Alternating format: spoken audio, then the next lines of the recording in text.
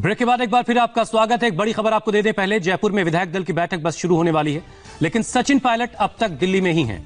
Pilot का अगला कदम क्या होगा, इस पर अब सबकी नजर है। सवाल उठ रहे हैं कि क्या पायलट सिंधिया की तरह बीजेपी में शामिल होंगे, और अगर ऐसा होता है तो आगे फिर उनको एडजस्ट कैसे किया जाएगा। अशोक गहलोत सरकार के पास बहुमत नहीं है, ये ओम माथुर कह रहे हैं। फ्लोर टेस्ट के लिए क्यों सामने नहीं आते अशोक गहलोत, ये सवाल ओम माथुर की तरफ से पूछा जा रहा है, जो बीजेपी के वरिष्ठ नेता हैं।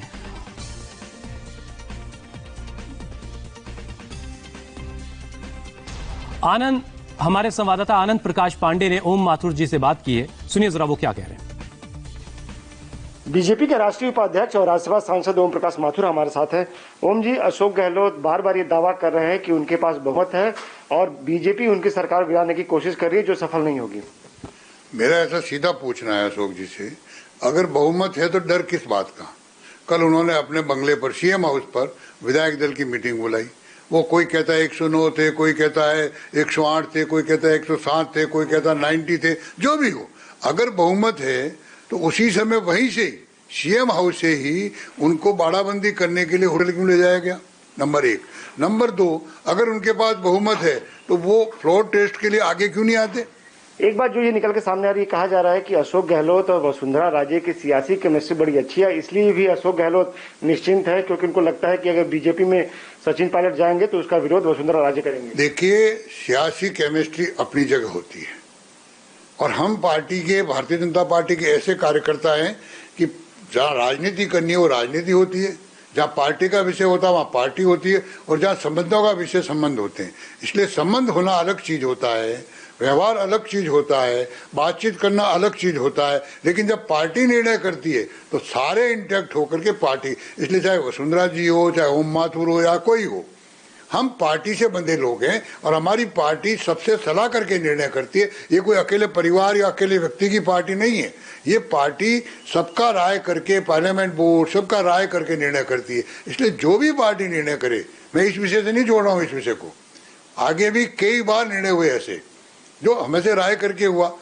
चलता रहा, सब जगह चल रहा, पूरे देश में चल रहा। ये कोई कांग्रेस की तरह नहीं है कि अगर केंद्र ने किसी को भेज दिया तो मानेंगे नहीं, ऐसा हमारे यहाँ नहीं होता। हमारे यहाँ संवाद की कमी नहीं है, निरंतर नीचे तक कार्यकर्ताओं का, प्रधानमंत्री जी से लेकर, आपने देखा होगा कोविड के समय में, मैं मेरे जिलों में कह सकता हूँ कोई भी 80 के दशक का कार्यकर्ता ऐसा नहीं बचा जिसने पीएम ने सीधा सीधा फोन करके नहीं पूछा होगा। तो जहाँ ऐसी पार्टी है वहाँ व्यक्तिगत इच्छा, संबंध और वो कोई काम नहीं आते, लेकिन व्यक्तिगत संबंध सबसे अच्छे रखने चाहिए। आप मेरा उदाहरण लीजिए, मैं आपके हर पार्टियों में मेरे अच्छे संबंध है, खूब मिलते हैं, खूब बात करते हैं, टेलीफोन करते हैं। इसका मतलब ये थोड़ी है कि वो भी पार्टी लाइन से नहीं जाते, हम भी पार्टी लाइन से बाहर नहीं जाते। इसलिए इन चीज़ों को इनसे नहीं जोड़ना चाहिए। सर, वसुंधरा राजे का नाम इसलिए आ रहा है क्योंकि इतना बड़ा सियासी घटनाक्रम चल रहा है, वो मुख्यमंत्री भी वहां के रही हैं, बावजूद इसके वो इस पूरे सियासी घटनाक्रम में ना कोई बयान दे रही है, ना ही वो एक्टिव है। तो ऐसे में उसका अंदाजा ये लगाया जा रहा है कि वो चाहती नहीं है कि सचिन पायलट बीजेपी में आए। नहीं, देखिए, हर जगह हर एक को बयान देने की जरूरत नहीं रहती है।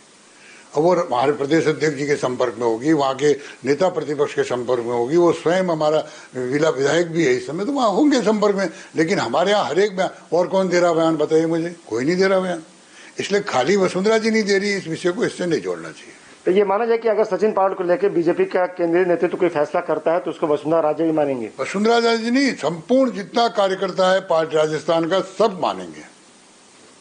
शुक्रिया हमसे बात करने के लिए। कैमरा राजेंद्र के साथ आनंद प्रकाश पांडे, इंडिया टीवी, दिल्ली।